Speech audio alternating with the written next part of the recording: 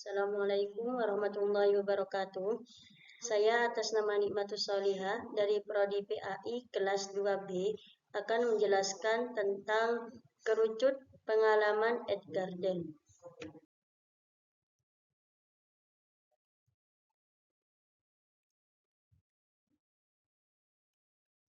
Selanjutnya, pengertian kerucut pengalaman menurut Edgarden adalah kerucut yang mengemukakan bahwa pengetahuan itu dapat diperoleh melalui pengalaman langsung dan pengalaman tidak langsung.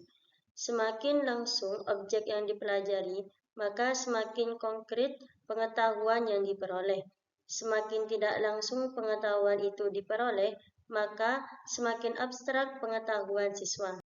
Berikut gambar kerucut pengalaman menurut Edgarden.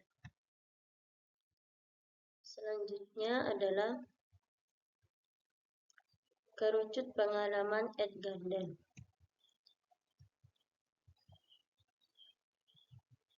Poin pertama, baca 10%, dengar 20%, lihat gambar 30%.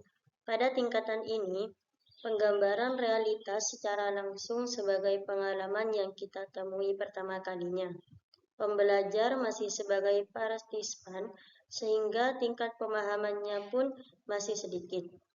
Poin kedua, diskusi 50% dan presentasi 70%. Pada tingkatan ini, pembelajar sudah diberikan suatu bentuk permasalahan, sehingga pembelajar aktif berpikir tentang permasalahan tersebut. Pembelajar masih sebagai partisipan karena masalah yang diberikan masih berupa masalah yang konkret. Poin ketiga, bermain peran, bersimulasi, melakukan hal yang nyata, itu 90%. Pada tingkatan ini, pembelajar sudah bertindak sebagai pengamat, turun langsung dalam mengamati sebuah permasalahan, sehingga tingkat pengamatannya pun lebih besar. Selanjutnya, melalui baca.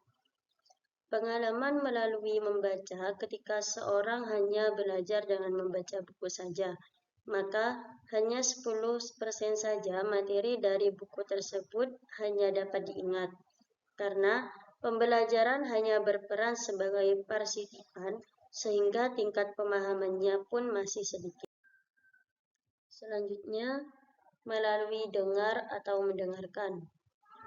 Pengalaman melalui dengar seperti pengalaman melalui radio tape recorder yang bersifat lebih abstrak dibandingkan gambar hidup. Sebab hanya mengandalkan salah satu indera saja, yaitu indera pendengaran.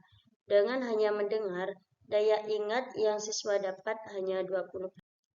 Selanjutnya, melalui lihat gambar atau diagram, demonstrasi, dan video atau film. Pengalaman melalui lambang-lambang visual seperti gambar, grafik, dan bagan sebagai alat komunikasi lambang visual dapat memberikan pengetahuan yang lebih luas kepada siswa. Dengan melihat gambar atau diagram, bisa menyerap 30% dari materi. Selanjutnya, lihat demonstrasi. Pengalaman melalui demonstrasi adalah teknik penyampaian informasi melalui peragaan. Kalau dalam drama, siswa terlibat secara langsung dalam masalah yang dipelajari, walaupun bukan dalam situasi nyata. Maka, pengalaman melalui demonstrasi, siswa hanya melihat peragaan orang lain. Dengan melihat atau melakukan demonstrasi, siswa dapat menyerap sebesar 30% dari materi. Selanjutnya, lihat video atau film. Pengalaman melalui gambar hidup dan film. Gambar hidup atau film merupakan rangkaian gambar mati yang diproyeksikan pada layar dengan kecepatan tertentu.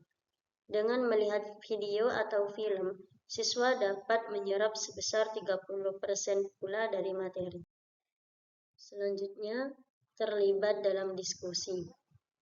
Pengalaman ini dapat diperoleh dengan merancang pembelajaran kelompok, sehingga antar pembelajar dapat saling berbagi atau bertukar informasi mengenai suatu masalah.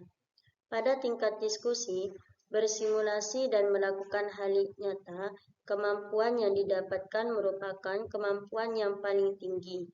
Karena pada tingkat ini, pembelajar pada dasarnya berperan aktif dalam kegiatan tersebut dan mempunyai tambahan pengalaman, pengetahuan, serta wawasan yang lebih luas, sehingga memancing pengalaman belajar dengan pemahaman dan daya ingat yang tinggi.